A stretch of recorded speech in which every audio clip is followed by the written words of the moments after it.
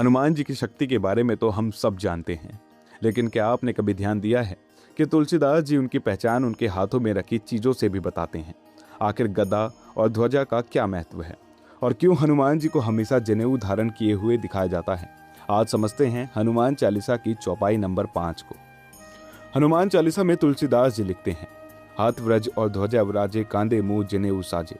अब अगर इस चौपाई को ध्यान से समझे तो यहाँ हनुमान जी केवल उनके स्वरूप का नहीं बल्कि उनके कर्तव्य, शक्ति और संस्कारों का वर्णन किया गया है। हाथ व्रज यानी उनके हाथ में व्रज के समान शक्तिशाली गदा सुशोभित है।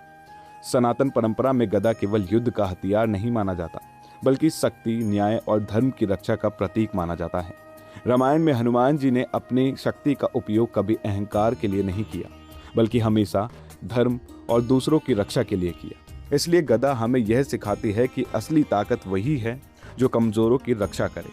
इसके बाद तुलसीदास जी कहते हैं, ध्वजा विराजे यानी ध्वजा यानी झंडा जो विजय, सत्य और उद्देश्य का प्रतीक होता है। हनुमान जी की ध्वजा यह दर्शाती है कि उनका पूरा जीवन श्री राम के धर्म और आदर्शों के लिए समर्पित था।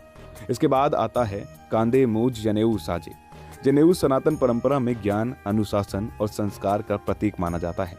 वहीं तुलसीदास जी यहाँ यह बताना चाहते हैं कि हनुमान जी केवल बलवान योद्धा नहीं थे बल्कि वे वेदों के ज्ञाता, अत्यंत अनुशासित और उच्च संस्कारों वाले भी थे। रामायण में भी श्री राम उनकी वाणी सुनकर उनके ज्ञान और व्याकरण की प्रशंसा करते हैं। और अगर इस चौपाई को अपने जीवन से जोड़कर देखें तो इसका सबसे बड़ा संदेश यह है कि केवल ताकत होना पर्याप्त नहीं है।